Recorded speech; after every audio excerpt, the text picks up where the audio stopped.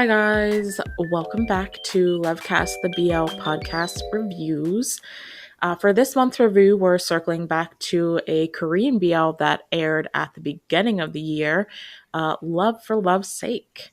With me today, I have Pixie and Kayla as my fellow hosts. Yay! Yes, so jumping into things with the series synopsis as always. 29-year-old Tae Myung-ha experiences a bewildering twist of fate when he suddenly finds himself transported into a fictional online game where he inhabits the body of a 19-year-old character. Soon, Myung-ha embarks on a quest within the virtual world to bring happiness to a character named Cha Yo-woon.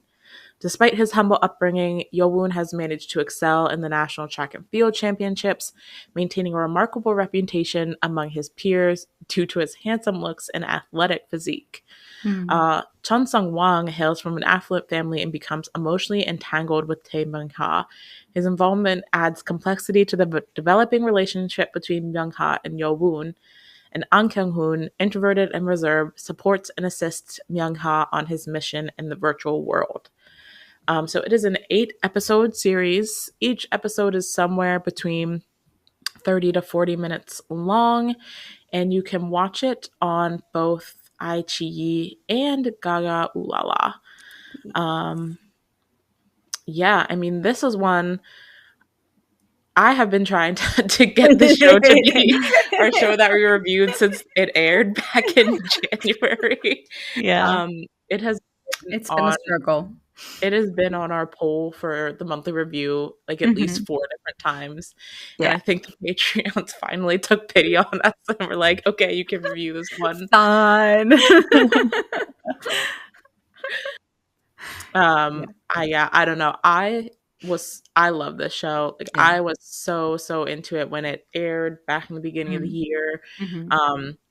At that time I was like, I think this is going to be one of my top shows of the year. And I feel like at this point, even though it ended in February, so we've had 10 months of shows since then. I feel like it's still very much at the top of my list.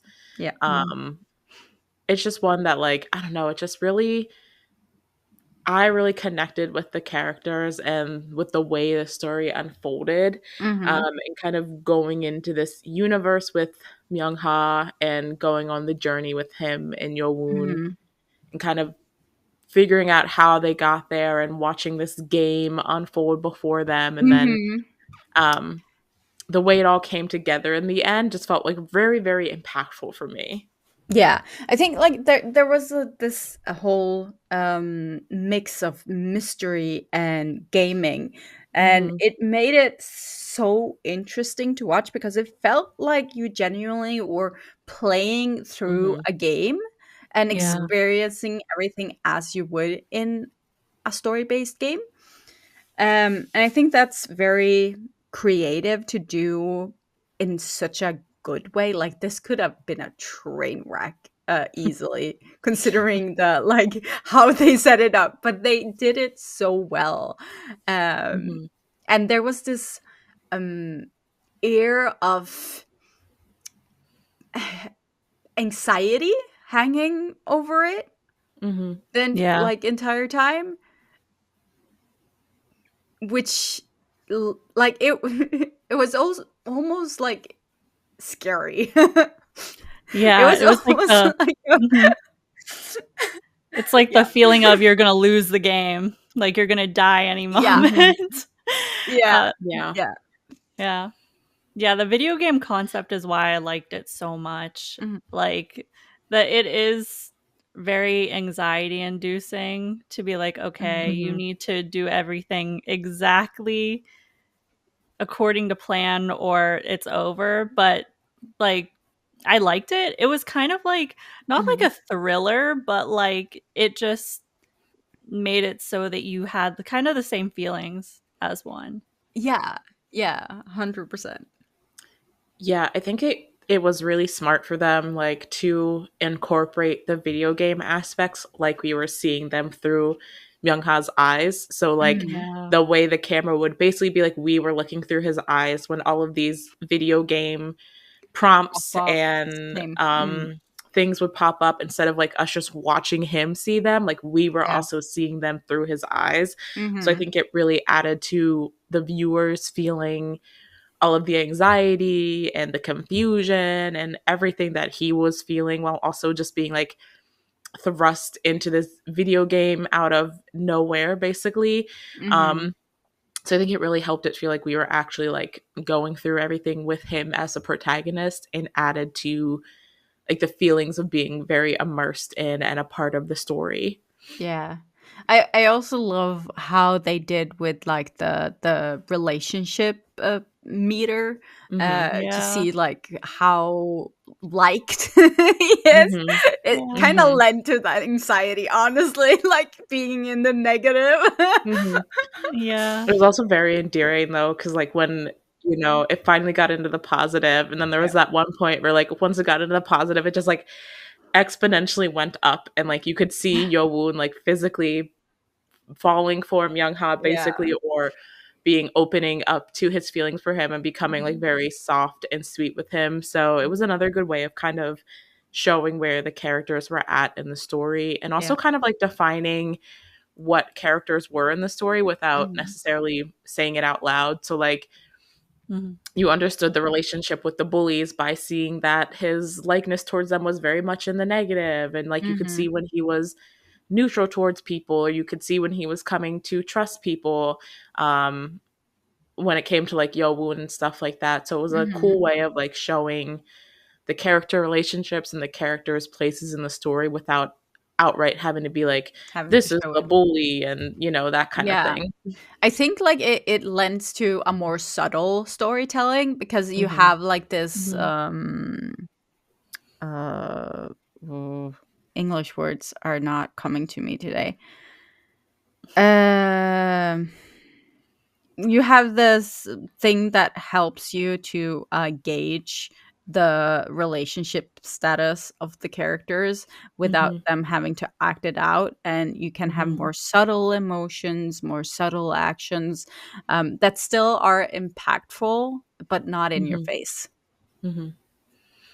Yeah. I also think it's interesting for the character relationships from a story perspective, because obviously Myung-ha was aware of how Yo-woon's feelings were changing for him. But Yo-woon did not obviously have that same privilege. So, you know, we see Myung-ha making decisions based on the video game and the ramifications that he knows that his decisions will have for Yo-woon's life, versus Yo-woon kind of having to take those decisions and make sense of them on his own without having that same context. So it makes for a very interesting character dynamic. Like, obviously I'm jumping ahead a little bit, but like the moment I think about with that the most is when Young-ha eventually tries to break up with Yo-woon, because like the game is going out of whack, and you know the counters are going off, and Young-ha breaks up with Yo-woon. I think I said it that way. But yes, Myung-ha breaks up with Yo-woon, and he's doing it because he thinks it'll save Yo-woon. But like from Yo-woon's perspective, we see him just getting dumped out of nowhere and kind of like freaking him out, and like he kind of like he like begs him not to leave, and he's like, I'll change whatever you need me to change. And it's just like, it's very interesting to see like one character who literally can basically read this character's emotions through this counter, and then the other one is kind of having to try to navigate that without the same access to the other's emotions. So yeah, it was a really interesting way to do the characterization of everything. But. I kind of feel like this series was masquerading as a cute little high school BL. And it surprised me, because I remember when I finished episode 1, I was like, this is actually a lot more angsty and psychological than I expected it to be. And I loved that like switch up. I don't know. It was very surprising, but it wasn't jarring. Yeah. I mean, when you think about like a BL, if you're gonna tell someone to watch this BL, oh, it's like it's this boy gets stuck in a video game and he has like this dating simulator and he has to get this boy to like him. It sounds super fluffy. It sounds really rom-com, but it honestly tricks you into watching it, because it there's so much happening, and it's so subtle, and it's so intriguing. I think like being on like the edge all the time, just not knowing what's gonna happen next, is I was I had so much anxiety watching this show, but in a good way. It was a good anxiety. Yeah. No, it's like even when you look at the poster, it's like the four of them sitting on a field in their high school uniforms, and it's so bright, and they're all like sitting with their arms around each other. But then yeah, like you get into the first episode, and even like when he first wakes up in the video game, you're like, okay, like, you know, this is cute. He's in a dating simulator. Yeah. But then you get that condition of make Yowoon Find happy him. Yeah. or he will die. And you're like, oh, this has gotten really real. And then like the first time we meet Yowoon, he's like about to jump off a building. So, you know, it's like by the end of episode 1, I think they really kind of like take you into like just what the story will be talking about, and the idea of happiness and what that means for people and what it means to save someone. And I think it becomes even more real once we figure out exactly what this whole game is and what happened to Myung-ha and why he is there in the first place and all that stuff. So it's super, super like introspective. I don't know if that's the word I'm looking for. But like you really just kind of have to be along on the ride and kind of watch everything play out. Cause like I know it's based on a webtoon. I never would have predicted the twist with Myung-ha until it was actually like happening. I was like, "What?" And I literally, I think I my physically had a mind was reaction. blown. I pride myself into being able to predict like the outcome of shows and picking up on things and stuff like that. I had no clue this was gonna happen. Yeah, that was. It's like it was devastating. Like I was like devastated, but like in a good way. Like I was like, oh wow, okay, so we are here because he killed himself, and this is like purgatory, like this afterlife kind of in between place that he was put in. And like the revelation that his sunbae from the bar was like the Grim Reaper, some kind of deity, life and death, kind of like giving him this opportunity to basically choose to live again and like choose himself in the end. And like his happiness was like, oh my God, it was like, it elevated the show to I think another level. It did. Like honestly, chills. I had chills. Yeah. I think like one of the most like good things about it is that you have, because it's really, really heavy topics being portrayed in such a subtle way that it's not necessarily triggering.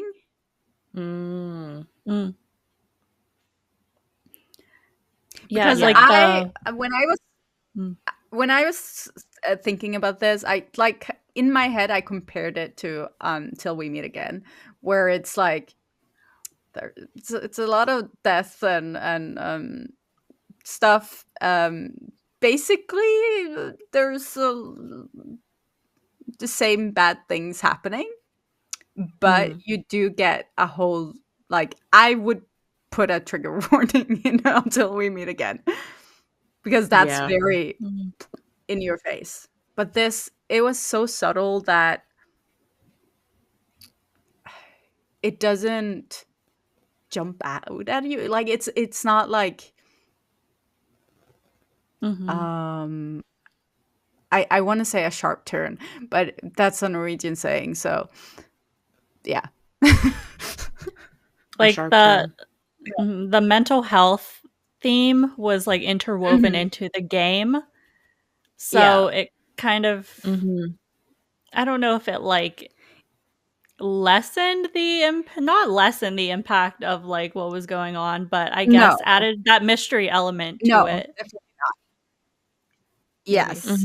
It just didn't it wasn't like really in your face, like you got time to like acclimate to it. Does that make sense? I have trouble describing how subtle this show was. No, I get what you mean. It's like when you're reading it through the perspective of the game, like I was gonna say, I think I was gonna go back to saying it's kind of like something we talked about in a different recording, but it's like you're being shown. Well, yeah, I don't know if shown is the right word, but it's kind of like it just is so naturally in the concept of the story that as it's happening and as things are being revealed, it doesn't feel like it came, like it was shocking. And like the Yeah. realization of what happened was shocking, but it also didn't feel like it came out of left field because when it's revealed what happened, you think back on all of these tidbits we had gotten about his character and it like made sense. Like you're like, oh, this is why this happened, why we're here, and it makes so much sense as opposed to, I mean, Until We Meet Again, like it was literally the opening scene of the show. So like, unless they put it elsewhere, I don't know that there's a trigger warning definitely would have been necessary, but subtle. I don't know how they could have made that more subtle, but yeah, with this story, I think it's just so integrated into the character and the what is the word I just used? The whole concept of the show that like it all feels like it kind of weaves together. But yeah.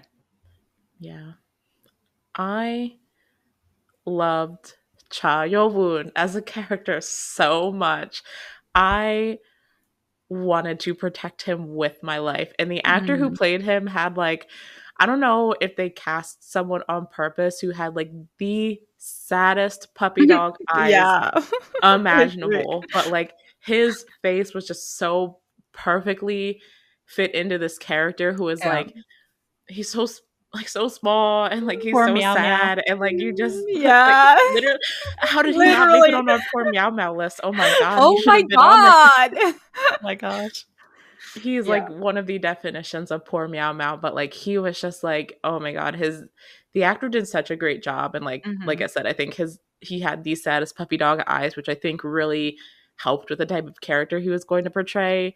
But he was also really able to tap into like the soft innocence and like the cuteness of the character. And I think the actor who played Myung-ha did like a really good job of, it's a weird concept because like he died when he was 29, but he gets put back into his 19-year-old self. So like, you know, he kind of has this like level of stability and maturity that kind of like offsets the puppiness of Yo-woon and how like, I hate to use the word innocent. I don't know if the word innocent is what I'm looking for, but I guess how innocent Yo-woon's reactions and actions are in comparison to him, Myung-ha, coming in with this more stable perspective as someone who died when he was 29, but also having this like inside knowledge that the game is giving him. So like I think the actors did like a really good job of like tapping into the different sides of both of their characters, or the way the two characters are very different from each other, if that makes sense. But yeah, Yo-woon was just like, oh my god, I was obsessed. And he was such like, I latched onto him very strongly as a character, to both of them, but to Yo-woon specifically. For some shows, casting is like the most important thing, and I think like if they casted someone else that weren't like this perfect for the role, it just wouldn't hit the same way. Yeah. I really liked Woonki in this series. I was so happy that he was in this series. He's one of those people who like, I don't follow him, but I know a lot about him because he always goes viral. And he was just like so precious and so cute with his little glasses and perm. He was one of my favorites in this series. He brought like the comedic, maybe not comedic, the light energy to offset what was going on. The anxiety. Yeah. It was nice to have like, it was interesting how they set him up as someone who has a partner off screen. Because obviously like I think, I don't know if there was an assumption, but because there are 4 leads in the show, I think there was like this thought that it would be like one pair and one pair. Yeah. And then Sangwon's character obviously ends up having feelings for Myung Ha. And I did like the way they resolved that. But yeah, I think he was Woongi as Kyung-hoon was like kind of set up as like an interesting character kind of outside of all of that, so it allowed him to be more of like a lighter, like just there to be a good friend, and with his little glasses and his little perm that he had going on. I love the perm. It was so cute. But yeah, with Sangwon, I've talked about the scene before, but one of my favorite scenes in the show was, you know, obviously he was like the leader of the bullies group, and the one bully is like going off about Myung Ha being gay and using slurs against him, and then someone's like, I'm gay too, and just punched him in the face. Literally, no, iconic scene ever. My favorite scene in the show. Also, like Myung Ha being like confronting a homophobic bully and kissing him and being like, "Well, now we're both gay because I just kissed you." Like, honestly, the way they confronted that one homophobe, like he got done dirty, not done dirty. They both, what is the word I'm trying to say? They both took care of that guy perfectly, is basically what I'm trying to say. And there are two different ways of like, honestly. But yeah, that scene of him just being like, I'm gay too, and just punching him in the face is like literally one of my favorite scenes of the show. I think about it all the time. It's what it, like, when I say that I couldn't predict this show, I genuinely didn't think that's what was gonna happen. Yeah. Like there was no warning that this guy was actually like that kind of person that just freaks out on his fellow bully and punches him in the face. Yeah, I think homophobes should be punched more often, honestly. We need to follow in his example. Oh my god. Another iconic thing is just like the whole idea of them getting ice cream. Always getting the ice cream to feel better. Oh, so cute. No, I loved the ice cream and what it came to symbolize for them. Yeah, that was another thing. I think I've talked about that in another episode as well. So that was another thing I really, really loved about the show. Yeah. I'm trying to think of what other moments really stuck out.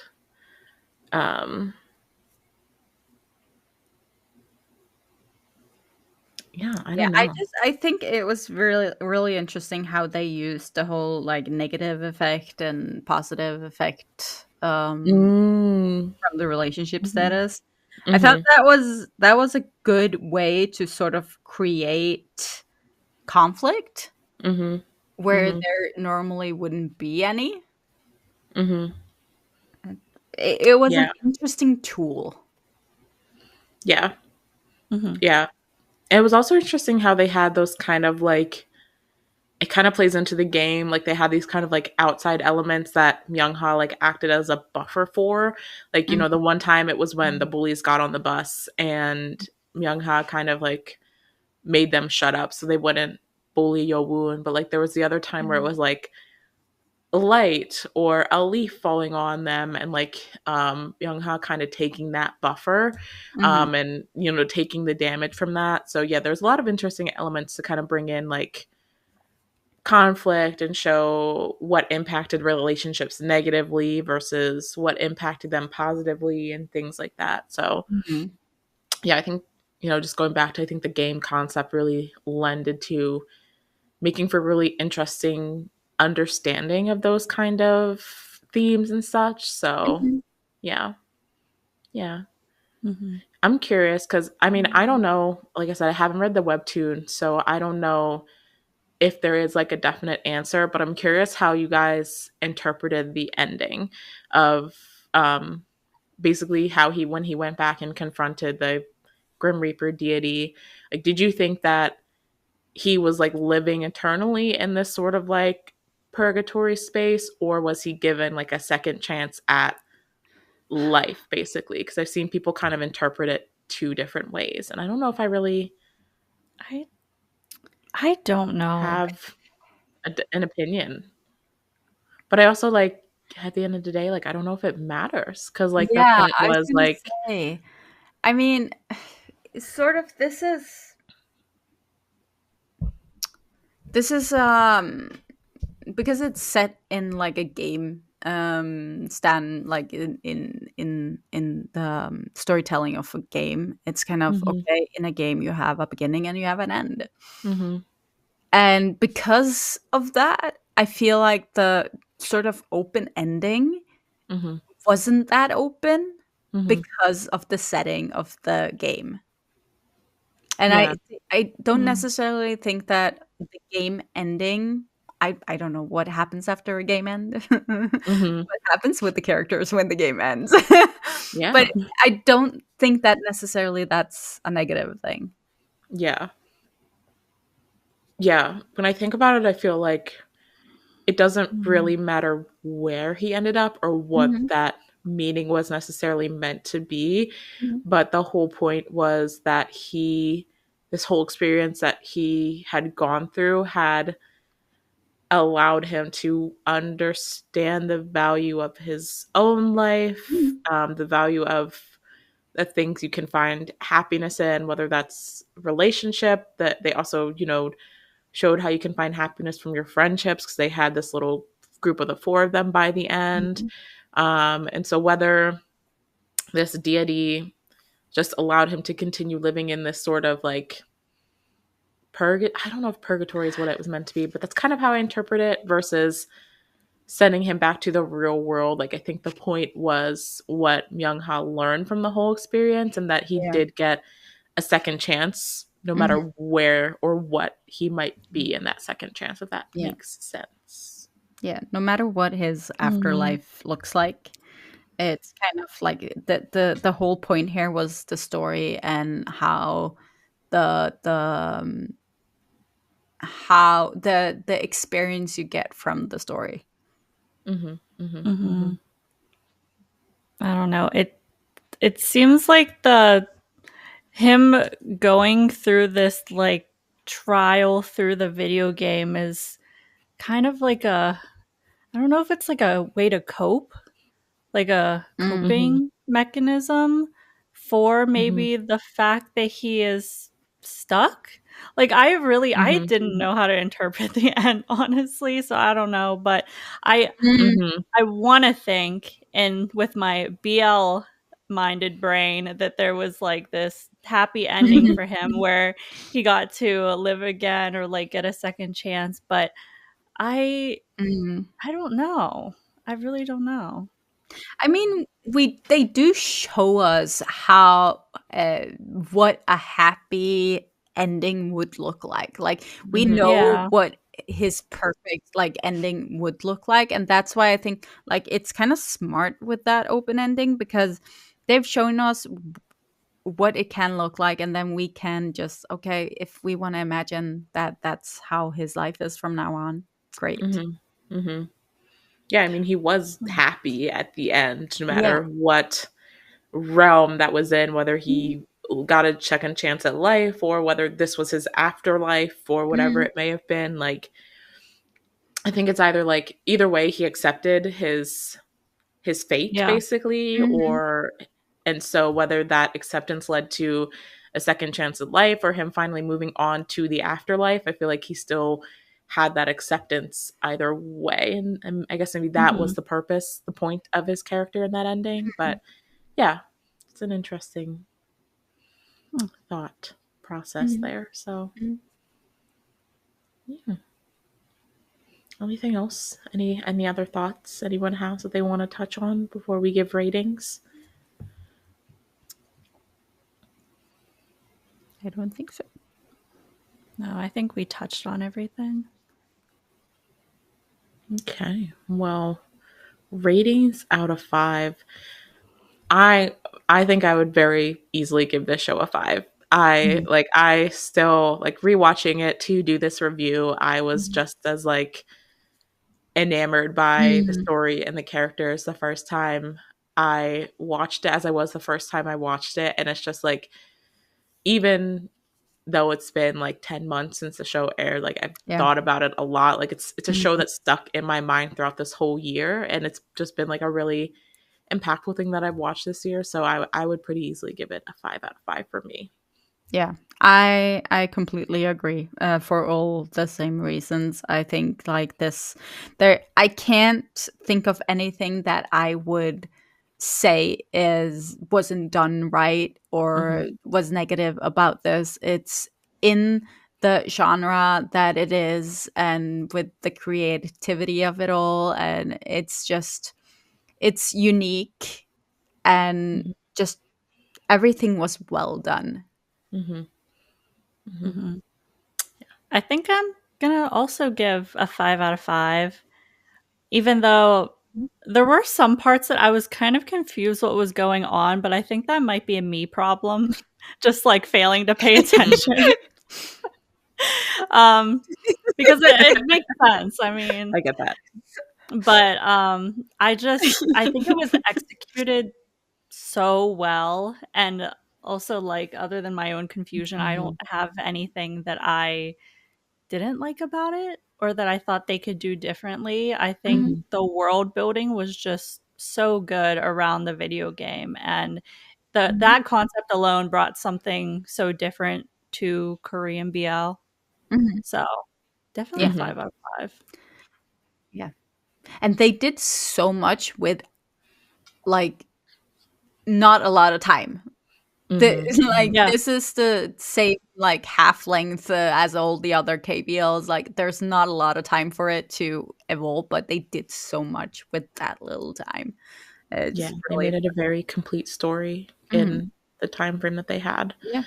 So all right. Well, that is going to be it for our review of Love for Love's Sake. Thank you to our patrons for finally indulging us, me specifically, and letting us review this show. But yeah, be sure to let us know what you thought about the show down in the comments below or over on our social media.